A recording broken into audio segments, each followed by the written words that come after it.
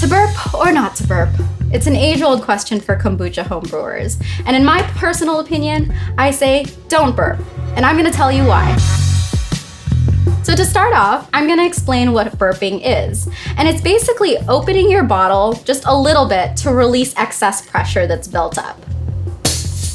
I've done a lot of trial and error, testing bottles that I burp and don't burp, and I've found that for my process, it's just not necessary to burp. Now, why do people recommend burping in the first place? A lot of people say that they like to burp their bottles every day or every other day to help release any excess pressure that's built up in the bottle.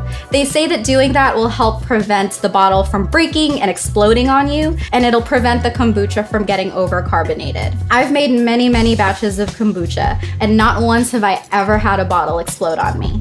I know that it happens to some people, and I have a suspicion that it's likely because they're using poor quality bottles, like bottles that they've gotten from IKEA, or decorative bottles, which are not meant to be used for carbonated beverages. Another reason why I don't burp is because I personally like to have my kombucha be really fizzy and really carbonated, and burping is just counterintuitive to that. There are a lot of homebrewers out there that are terrified of a bottle exploding in their kitchen, and I understand that, but they also complain that they have a really hard time getting good carbonation in their kombucha, and I think that those two things are directly related. If you want to build up good carbonation in your kombucha, you don't want to burp, and frankly, you don't need to burp. Another reason why I'm not a big fan of burping is because a lot of homebrewers think that it's a good gauge for how carbonated their beverage actually is. A lot of the time, they'll take their kombucha bottle at room temperature and open it just a little bit to see how fizzy it'll get. The thing about that is it's not really an accurate depiction of how carbonated your beverage will be when it's chilled, and I prefer to drink my kombucha chilled. When the kombucha is cold, the liquid is able to hold onto those carbon dioxide molecules better. So in a nutshell,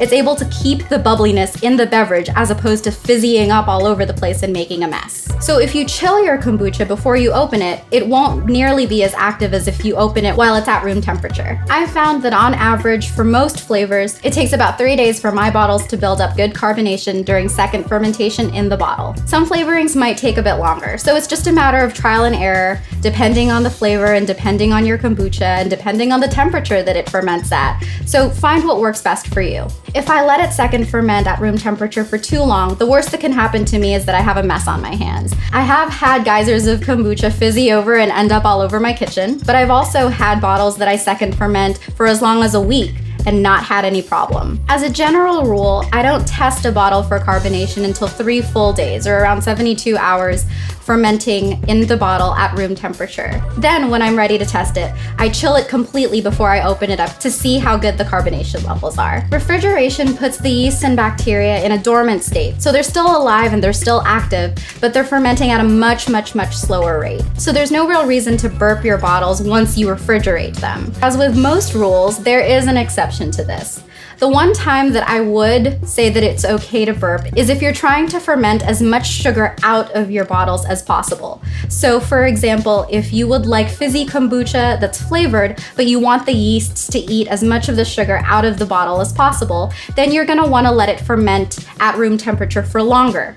But if you don't burp, of course you're gonna have too much carbonation buildup and you'll have a mess on your hands. So if you do want to second ferment for a longer time at room temperature to end up with a drier kombucha, then I do recommend that you burp your bottles every 2 to 3 days or so, just to prevent you from getting a geyser of kombucha whenever you do open your bottle. So remember, this is a living thing, so there is gonna be some variation across bottles, even if you're using the same recipe, the same kombucha, and the same flavorings. And that's okay. I've certainly had my share of messes along the way, so be sure to check out my video on minimizing messes.